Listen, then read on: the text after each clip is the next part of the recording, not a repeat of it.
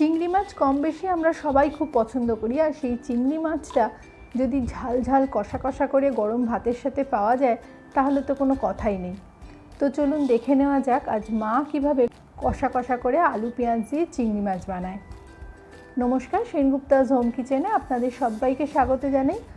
আপনারা যদি এখনও পর্যন্ত আমাদের চ্যানেলটাকে সাবস্ক্রাইব করে না থাকেন তাহলে একটু চ্যানেলটাকে সাবস্ক্রাইব করে নেওয়ার অনুরোধ রইল। চিংড়ি মাছের এই কষাটা বানানোর জন্য মা প্রথমেই কড়াই কিছুটা সর্ষের তেল গরম করতে দিয়েছে চিংড়ি মাছগুলোকে ভেজে নেওয়ার জন্য। তেলটা গরম হলেই মাছগুলোকে দিয়ে হালকা করে ভেজে নিতে হবে। চিংড়ি মাছ বেশি ভাজতে হয় না, তাহলে মাছ শক্ত হয়ে যায়। মাছগুলো ভেজে নেওয়ার আগে খুব ভালো করে পরিষ্কার করে মাছগুলোকে আগে ধুয়ে নেওয়া হয়েছিল, তারপর নুন হলুদ মাখিয়ে রাখা ছিল। এবার ধোয়ার আগে পিঠের কালো সুতোটাকে সবসময় বার করে নিতে হয়।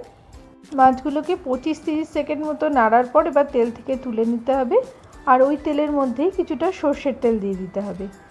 এই রান্নায় তেলটা একটু বেশি দিলে ভালো লাগে। এবার তেলটা গরম হয়ে গেলে ওর মধ্যে একটু নুন দিয়ে দিতে হবে।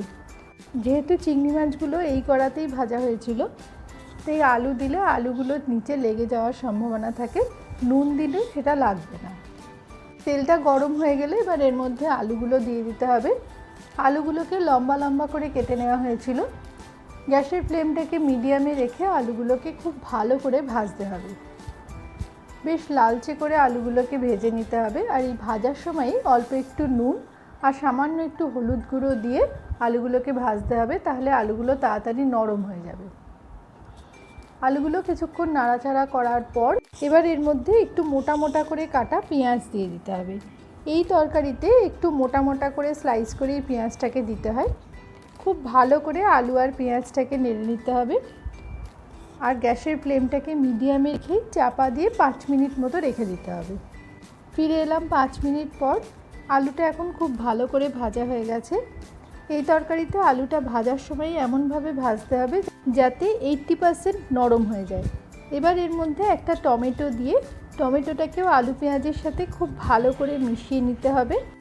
এবার এর মধ্যে 1/2 চা চামচ হলুদ গুঁড়ো, 1/2 চা চামচ আদা বাটা, 1/2 চা চামচ জিরে বাটা, 1 চা চামচ লঙ্কা বাটা দিয়ে খুব ভালো করে সব কিছু মিশিয়ে নিতে হবে।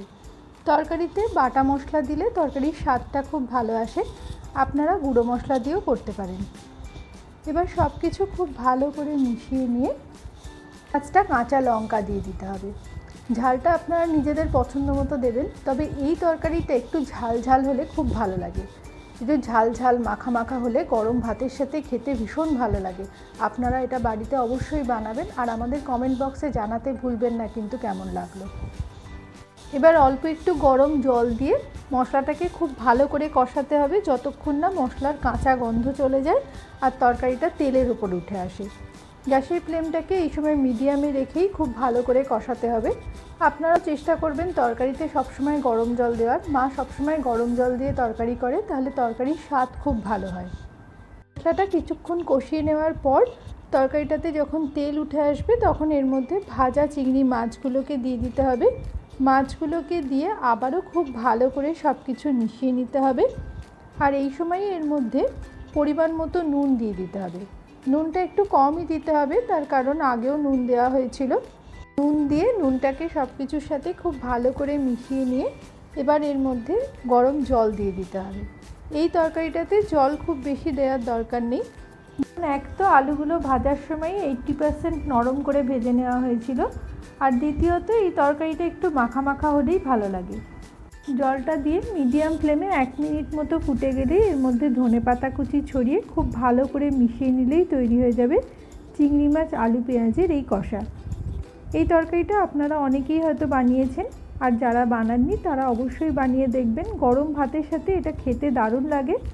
আশা করি আমাদের আজকের এই ভিডিওটা আপনাদের ভালো লেগেছে। যদি ভালো লেগে থাকে তাহলে একটু পরিবার আর বন্ধুবান্ধবদের মধ্যে শেয়ার করে দেবেন। আর আপনারা যদি আমাদের চ্যানেলটাকে এখনও সাবস্ক্রাইব করে না থাকেন তাহলে একটু সাবস্ক্রাইব করে পাশে থাকা বেল বাটনটা টিপে অল আইকনে টিপে দেবেন, তাহলে আমাদের যে কোনো ভিডিও নোটিফিকেশন সবার আগে আপনাদের কাছে পৌঁছে যাবে। আপনারা যদি ফেসবুক থেকে দেখেন তাহলে আমাদের পেজটাকে একটু ফলো করে দেবেন। শেষ পর্যন্ত ভিডিওটা দেখার জন্য আপনাদের অনেক ধন্যবাদ।